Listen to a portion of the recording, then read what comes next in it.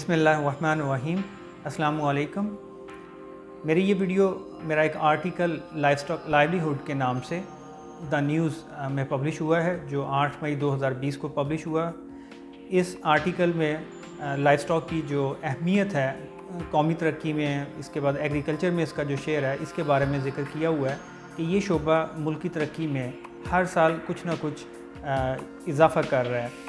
और ज़राअत में भी अगर देखा जाए तो ज़राअत का हिस्सा कम हो रहा है और लाइवस्टॉक का हिस्सा जो है उसमें ज़राई तरक्की में बढ़ रहा है। इसी तरह मुल्क की जो जीडीपी है उसमें तकरीबन 11.23% के करीब जो है वो लाइवस्टॉक का हिस्सा है। लाइवस्टॉक तकरीबन 40% जो लोग हैं उनको रोज़गार भी फ्राहम करता है, तो इस लिहाज से ये शोबा बहुत अहम है। लेकिन कोरोना में इस शोबे में काफ़ी ज़्यादा जो है वो सफ़र भी किया है, क्योंकि जैसे ही कोरोना का प्रॉब्लम स्टार्ट हुआ तो गवर्नमेंट ने लॉकडाउन कर दिया, जिसकी वजह से सप्लाई चेन जो है वो डिस्टर्ब हुई। सप्लाई चेन डिस्टर्ब होने की वजह से जो प्रोडक्ट्स हैं उनके लिए प्रॉब्लम बना। फिर आगे उनकी जो डिलीवरी थी व्हीकल की ट्रांसपोर्टेशन रुकने की वजह से वो मुतासर हुई, तो प्रोडक्ट जो थे वो भी ना आगे डिलीवर हो सके। दूध का फार्मर को नुकसान करना पड़ा। इस तरह अगर पोल्ट्री में हम जाएं तो हैचरी पे जो चूज़े हैं उनको किल करना पड़ा। ब्रायलर का रेट जो है वो बहुत नीचे आ गया। तो ये वो सारी चीज़ें थी जो कोरोना की वजह से और ख़ुसूसन लॉकडाउन होने की वजह से, जिसमें बहुत ज़्यादा जो है वो प्रॉब्लम फार्मर्स को फेस करना पड़े। इसका पोल्ट्री इंडस्ट्री और लाइवस्टॉक इंडस्ट्री दोनों पे बहुत चलें नेगेटिव असर हुआ और मनफी असरात की वजह से काफ़ी सारे लोग जो हैं वो अब फाइनेंशियल क्राइसिस में भी हैं। तो ये वो सिचुएशन थी जिस पे लाइवस्टॉक डेयरी डेवलपमेंट डिपार्टमेंट ने, पोल्ट्री डिपार्टमेंट ने, इन सब ने कोशिश की, गवर्नमेंट्स को रिकमेंडेशन भेजी, जिसमें poultry association, Pakistan dairy association, ये रिकमेंडेशन गवर्नमेंट्स के पास गई और जिसका मकसद यही था कि किसी तरीके से इन सेक्टर्स को रिलीफ दिया जाए, जिसमें रिबेट थी, टैक्स पे जो थी वो शरह कम करने का था और इसके बाद जो ड्यूटीज़ थी उनको कम या ख़त्म करने का, बिजली के बिल हो गए, फार्मर्स की जो तनख्वाह है, उनके जो एम्प्लॉय हैं फार्मर्स के पास, ये सारी चीज़ें थीं। और उस पर गवर्नमेंट ने कुछ रिलीफ दिया और कुछ शायद फ्यूचर में दे भी दिया जाए। तो मकसद वक्ती तौर पे तो एक रिलीफ मिल जाएगा, सेक्टर दोबारा से उठेगा, लेकिन जो देखने वाली चीज़ें हैं तो वो ये हैं कि ये सेक्टर क्यों इतना प्रॉब्लम में आ जाता है। ये सेक्टर जो मुल्क में रीढ़ की हड्डी की हैसियत रखता है, हमारा एग्रीकल्चर का सेक्टर, उसमें भी लाइवस्टॉक सेक्टर, तो इसके प्रॉब्लम्स क्यों नहीं सॉल्व होते। इतना अरसा हो गया है, ये पाकिस्तान बनने के बाद से लेके अब तक हर दफ़ा फार्मर की बात आती है, लेकिन फार्मर को कहीं पे भी कोई बेनिफिट नज़र नहीं आता। चीनी के बहरान के आप देख लें कि फार्मर गन्ना लगाता है, गन्ने के पैसे नहीं मिलते, सब्सिडी जो है वो फीड शुगर मिल्स को मिल जाती है और फार्मर्स की पेमेंट जो है वो काफ़ी कई महीने जो है वो डिले होती रहती है। ये इस तरह के इश्यूज़ हैं कि जिस पे गवर्नमेंट्स भी कुछ करती हैं, बाद में फिर वो चीज़ें वही गोल हो जाती हैं जैसे गवर्नमेंट जाती है।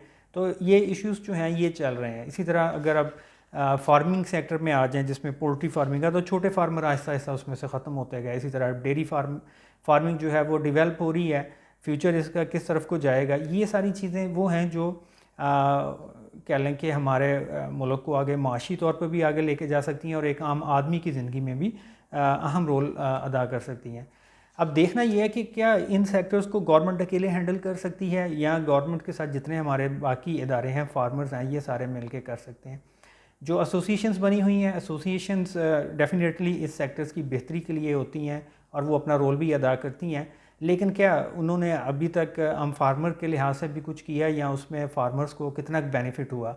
ये वो चीज़ें हैं जो सवालात हैं जो हमेशा ज़ुबान पे आते हैं जब भी सेक्टर को कोई रिलीफ देने की बात आती है। लेकिन मेरा मकसद इन चीज़ों से कतई नज़र ये है कि हम मुल्क की लेवल पे ऐसी पॉलिसी बनाएं और उस तरफ को जाएं कि जिसमें फार्मर्स को भी बेनिफिट जो हैं वो उस चीज़ के मिलें। फार्मर दूध प्रोड्यूस करता है लेकिन उसके दूध की कीमत नहीं लगती। क्राइसिस आया तो दूध उठाने के लिए कोई तैयार नहीं है। क्राइसिस आया तो फार्मर का अंडा उठाने के लिए कोई तैयार नहीं है। क्राइसिस आया तो जो है ब्रायलर है उसको उठाने के लिए कोई तैयार नहीं है। तो अगर हमारे पास प्रोडक्शन बढ़ गई है तो क्या उसको हम स्टोर नहीं कर सकते, और अगर प्रोडक्शन कम हो गई है तो उसका क्या हाल है। ये बहुत सारी ऐसी चीज़ें हैं जो गवर्नमेंट को, एसोसिएशंस को, इसके बाद फार्मर्स को, इन सबको मिल के ये तय करनी है। और इसमें हमारे जो एजुकेशन के अदारे हैं, यूनिवर्सिटीज़ हैं, इनका भी एक बहुत लीडिंग रोल है। इन यूनिवर्सिटीज़ में जहाँ पे वेटरनरी की एजुकेशन है और एग्रीकल्चर की एजुकेशन है, ये सारे अगर मिल के चलें तो बहुत सारी चीज़ें हम स्ट्रीमलाइन कर सकते हैं और करने की ज़रूरत भी है। क्योंकि बार बार एक्सपेरिमेंट करना और अपना नुकसान करके फिर दोबारा नए सिरे से शुरू करना, उसका कोई फ़ायदा नहीं है। हर दफ़ा नुकसान होता है, फिर उठ जाते हैं, फिर चल पड़ते हैं, फिर गिर पड़ते हैं, फिर खड़े हो जाते हैं। ये अपनी लाइफ में मैंने 20 सालों में तो यही कुछ देखा है। पोल्ट्री का सेक्टर बड़ा अच्छा डेवलप हुआ, अपने पाँव पे खड़े होने वाली इसकी एग्जांपल है, लेकिन कुछ अर्सा चलता है, फिर उसमें से कोई स्लम्प आता है, फिर वो उठता है, फिर इसी तरह कोई स्लम्प आ जाता है। तो क्या हमारे पास कोई पॉलिसीज़ नहीं है? हम क्यों नहीं इन चीज़ों को जो है वो एड्रेस करते? क्या गवर्नमेंट सिंसियर नहीं होती, या हर काम गवर्नमेंट ही ने करना है? ये सारी चीज़ें वो हैं जिनको हमने देखना है। इसमें नंबर 1 पे जो मैंने सजेशन दी है वो ये दी है कि हम प्रोडक्शन को देखें, नंबर को ना देखें। ये ख़ुसूसन डेयरी के केस में हमारे पास हर साल जानवरों का नंबर जो है वो बढ़ रहा है। जानवरों का नंबर बढ़ने का नुकसान क्या होता है कि उन जानवरों को खिलाने के लिए ज़्यादा चारा चाहिए, उन जानवरों को मैनेज करने के लिए, देखभाल के लिए हमें बंदे ज़्यादा चाहिए। तो इस तरह हमारी कास्ट जो है वो बढ़ती जाती है। ख़ुसूसन अगर फीड की कॉस्ट देखें, जो एक जानवर की पैदावारी लागत का तकरीबन 60 से 70% तक होता है, तो इस पैदावारी लागत में से 60 से 70% फिर उस जानवर की ही मेंटेनेंस पे चला जाता है। तो अगर हम 2 की बजाय 1 एनिमल रखें तो हम उसकी मेंटेनेंस का ख़र्चा तो कम से कम बचा सकते हैं।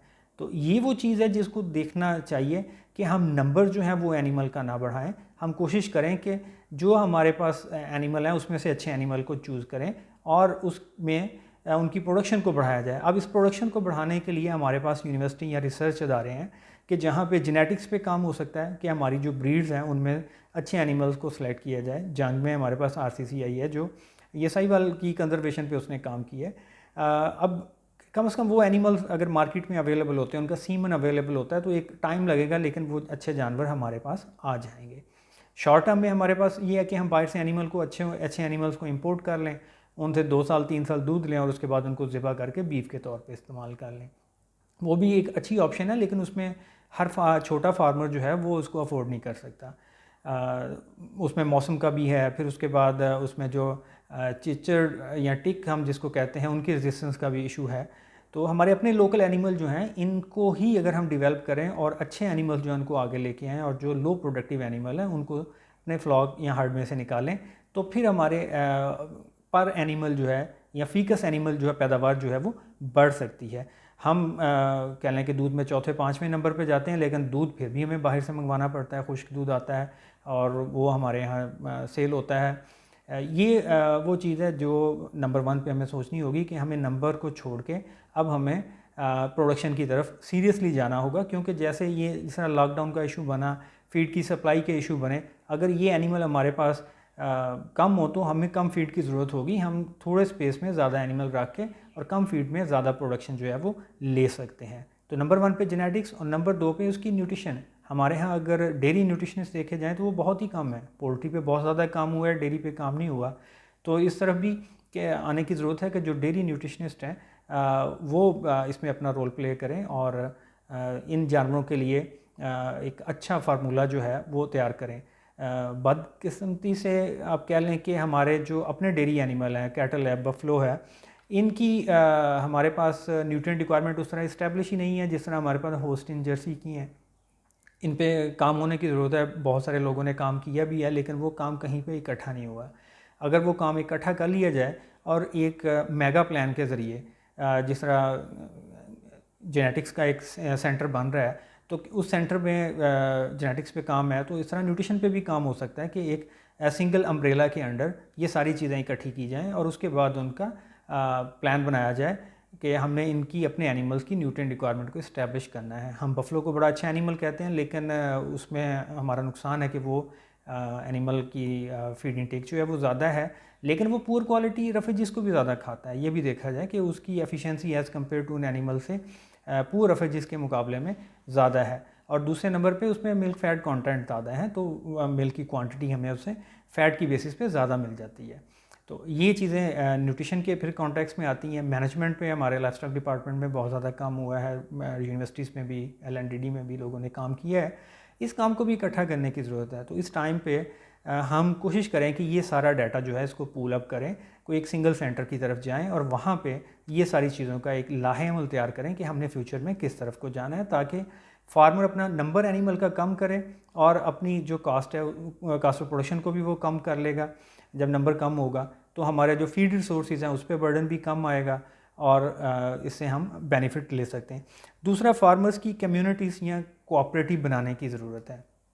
हर बंदा जो है वो अपनी एक 1.5 इंच की मस्जिद के मुताबिक चल रहा होता है, जो जितना दूध प्रोड्यूस करता है, जितना दिल चाहा उसने सेल कर लिया, जितना चाहा उसने रख लिया। अब प्रॉब्लम क्या आता है कि जब इस तरह का क्राइसिस आता है तो उसका दूध उठाने के लिए तैयार नहीं है, या जो हमारी ये मिल्क प्रोसेसिंग कंपनीज़ हैं वो अपनी मनमानी से जितना रेट चाहती हैं वो लगाती हैं, कुछ बेनिफिट देती हैं या उधार पे वो फीड वगैरह देती हैं, तो वो आसानी से इन फार्मर्स को मैनेज करके अपने रेट्स के मुताबिक उनसे दूध उठा के और आगे उनके अपने रेट्स हैं उस पर वो सेल करती हैं। तो अगर फार्मर की कोऑपरेटिव्स हों, ये कोऑपरेटिव्स एक गांव लेवल पे भी हो सकती हैं, यूनियन काउंसिल लेवल पे भी हो सकती हैं। तो ये कोऑपरेटिव्स क्या होंगी, आपस में मिलके अपना एक छोटा सा सेंटर बनाएं, वहाँ सारा दूध इकट्ठा हो, फिर वहाँ से आगे खुद उसको प्रोसेस कर लिया जाए या उसको आगे सेल किया जाए। तो ये कोऑपरेटिव मिल के एग्रीमेंट्स कर सकती हैं प्रोसेसिंग कंपनीज़ के साथ कि हम इस रेट पे दूध देंगे। अगर नहीं है तो वो थोड़े अरसे में इतनी कि इस्टेब्लिश अपने आप को कर सकती हैं कि दूध से जो प्रॉफिट मिले उसका कुछ शेयर वो उस कोऑपरेटिव की डेवलपमेंट के लिए रखें, बाकी जितना शेयर है वो फार्मर्स को उसको पे बैक कर दिया जाए। अब जो शेयर वो रखेंगी उससे वो चिल्लर लगा सकते हैं, उससे वहाँ छोटा एक वनडे का यूनिट लगा सकते हैं, ताकि अपने एक लोकल उस कोऑपरेटिव लेवल पे अपना वो फीड फार्मूलेशन का काम करें, अपनी वो दूध की जो है वो प्रोसेसिंग करें, तब वो उनके लिए एक आसानी पैदा हो सकती है। अब ये वो चीज़ें हैं जो एक कोऑपरेटिव या एक कम्युनिटी आपस में मिल के कर सकती है। अब ये कम्युनिटी डेवलप कैसे हो सकती हैं? बहुत आसान है कि हम बाकी कामों के लिए तो सारे इकट्ठे हो जाते हैं, कहीं पे जल से जुलूस पे जाना है, तो इसके लिए भी अगर जितने फार्मर हैं जिनके पास एनिमल्स हैं आपस में बैठे मशवरा करें, किसी एक दो को जो है वो टास्क दे दें कि आप इसको लीड करें, बाकी मिलके चलें, अपना हिसाब किताब रखें, तो इसको मैनेज किया जा सकता है। बात वही है कि अगर हम करना चाहें। इंडिया हमारे साथ एक मुल्क है, बांग्लादेश है, वहाँ पे देखें कि ये फार्मर्स ने मिलके बहुत ज़्यादा रेवोल्यूशन लेके आए हैं, अपने लेवल्स पे उन्होंने चीज़ें जो है वो मैनेज की हैं और गवर्नमेंट्स ने फिर उनका साथ भी दिया है। अब हम हर चीज़ जो है वो गवर्नमेंट पे डाल दें तो ये पॉसिबल नहीं है। जब कोऑपरेटिव्स होंगी तो यूनिवर्सिटीज़ के लिए भी आसानी होगी कि वो इन कोऑपरेटिव्स के चंद लोगों से लिंक करके अपनी टेक्नोलॉजी या जो भी अच्छी साइंटिफिक रिसर्च है जिससे फार्मर्स का फ़ायदा हो सकता है तो वो उनको डिलीवर कर सकते हैं। इंडिविजुअल फार्मर को डिलीवर करना, उनको इकट्ठा करना मुश्किल है। NRSP हमारे पास बहुत अच्छी एग्जांपल है कि जिन्होंने फार्मिंग कम्युनिटीज़ इस्टेब्लिश की हुई हैं, लेकिन वो किसी ट्रेनिंग या और दूसरे उनके हैं, लेकिन अगर ये चीज़ भी उसमें शामिल कर ली जाए या वो उसमें हेल्प आउट कर दें इनको बनाने में, तो ये फार्मर कम्युनिटीज़ जो हैं ये एक अच्छा प्रॉफिटेबल बिज़नेस जो है वो रन कर सकती हैं।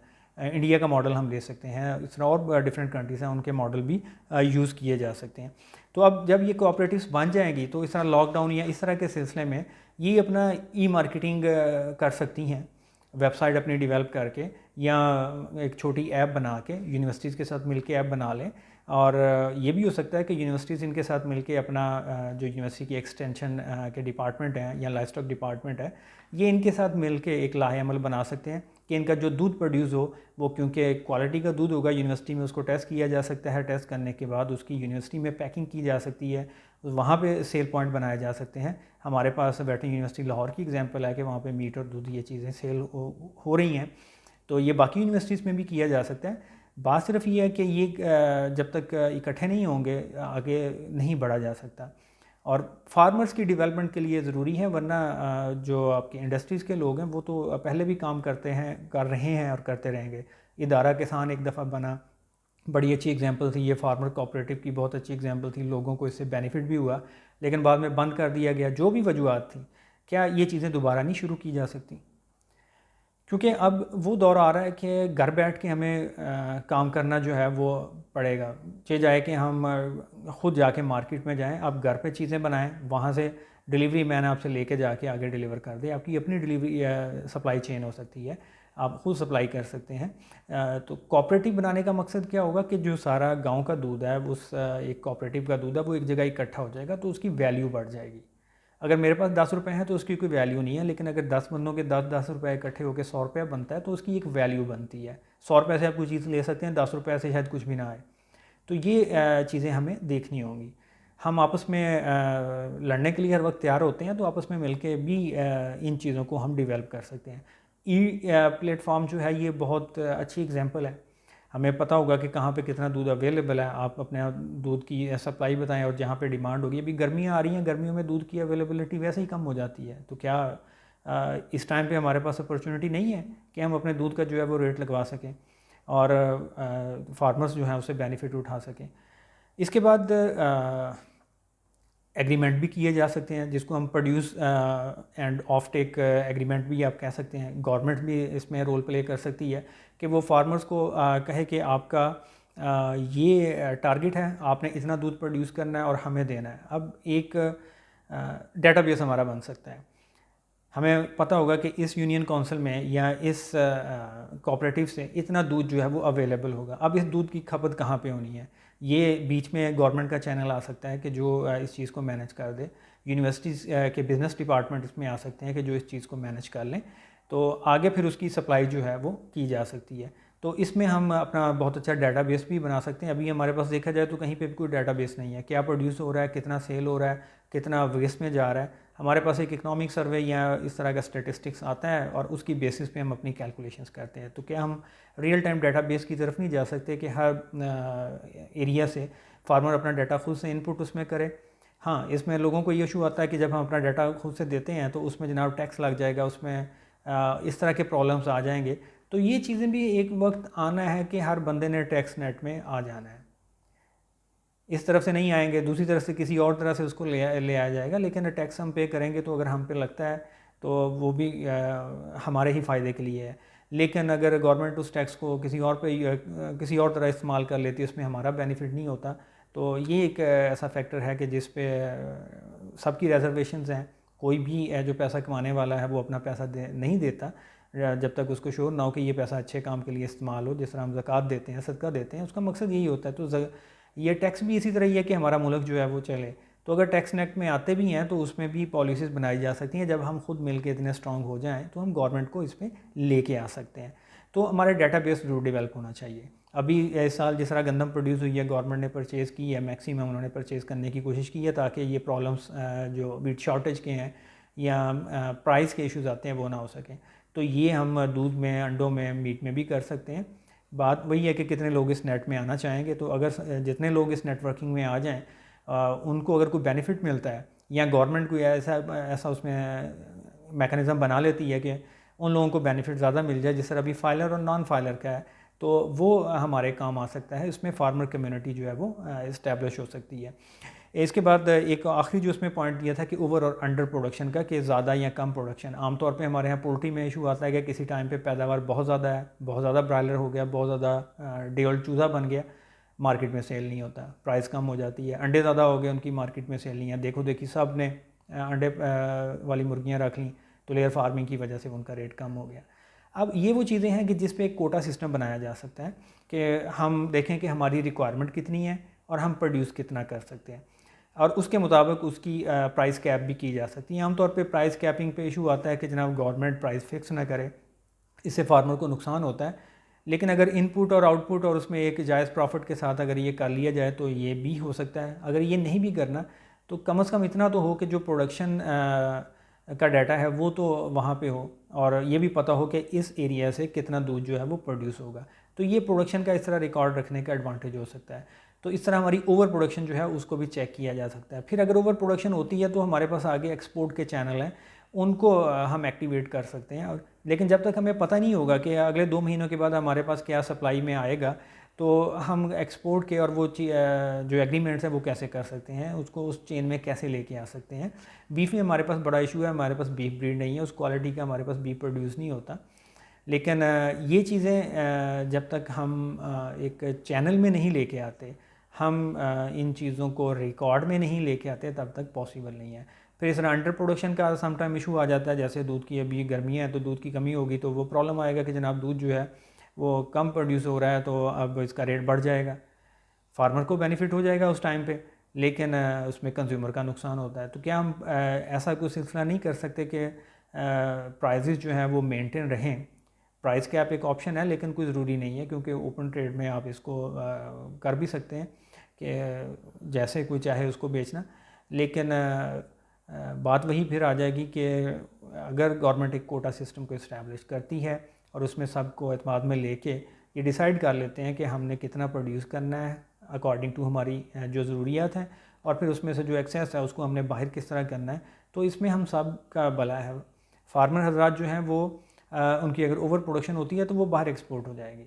तो ये चीज़ें उसमें मैंने की और मैं कोशिश भी कर रहा हूँ कि इसको आगे भी ये चीज़ें लेके जाएं, ताकि हमारा लाइफ स्टॉक सेक्टर जो है ये किसी स्ट्रीम लाइन में आए।